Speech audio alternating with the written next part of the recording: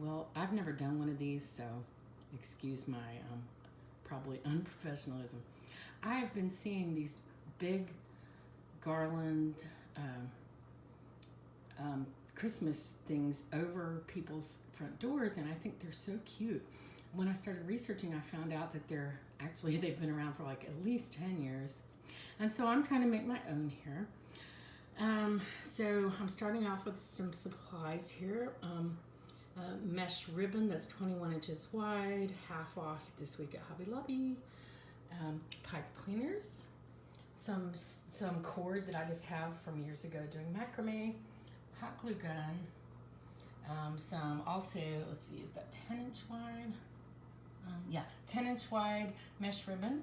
Also a jumbo roll of gold ribbon that's about 4 inches wide. There's my macrame cord again. I have also scissors and I have some floral wire. So that's what I'm starting with. The first thing I'm going to do is make a work garland. That's what it's called. Where I live, nobody's ever heard of these, and so you might be in the same position. What I did was just take my old macrame cord that I had sitting in a cabinet, and so far what I've been doing is I left a little space at the beginning. I started off with a 9-foot cord. I twisted a little floral wire along with it so that I could make it bendable, the garland, and I'm doing a twisty pipe cleaner, we used to call them. Here are the pipe cleaners. I've been doing one of those every 8 inches. So that's phase 1, making your work garland. Oh, the other part is I'm also hot gluing those pipe cleaners in place so they won't slide. So here is how I'm starting off with the poofs with the initial piece of 21-inch wide mesh. And what I'm doing is taking the mesh to the next position, in other words, 2 pipe cleaners down, and then moving that back to the position that I want, and that way it makes a nice poof, and it's going to be even every time. And I'm going to continue that throughout the garland.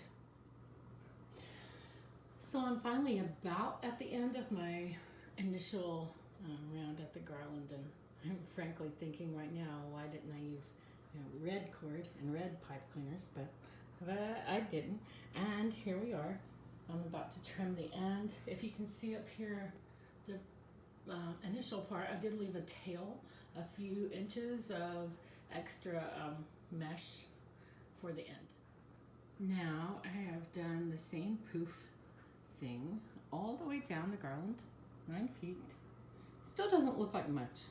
Let's see what happens in the next step when we start using the 6-inch wide gold ribbon and doing the same process. I decided to redo all the poofs of white because they really shouldn't be the same length as the ones in red. And so I'm now redoing all of them to be, instead of doubling forward to figure out the length of mesh and tie it, I'm doing 1.5 times. I hope that makes sense. I redid all the white poofs, and personally, I think this looks much better. Like the red ones were a full length plus 1, so they were 2 lengths ahead and then draw back for the poof. These were 1.5.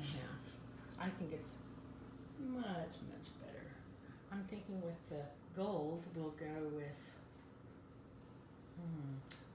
one, I don't know. Yeah, with the gold, I'm going with just a 1. Just take that ribbon to the next stop loosely and then tie it. So I've just completed doing the loose poofs of the gold ribbon, and it's already looking really, really pretty, but we're not done. Another ingredient that I don't think I mentioned before is kind of a tower of Christmas balls. I got this half off at Hobby Lobby, and I'm going to try to wire some of these balls on at the different points along the garland and see how that turns out. So far, what I'm thinking is of tying 3 random Christmas balls using the pipe cleaners at each juncture. I now have the whole garland done with the Christmas balls, 3 at each intersection, and I think it's gonna look really nice.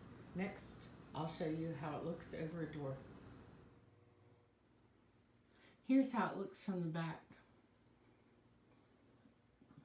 It's really nice.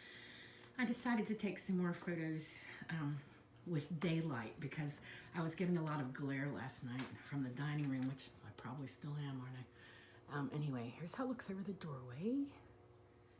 And here's my Christmas tree. Yeah, I'm pretty into Christmas, you would say. And the mantle.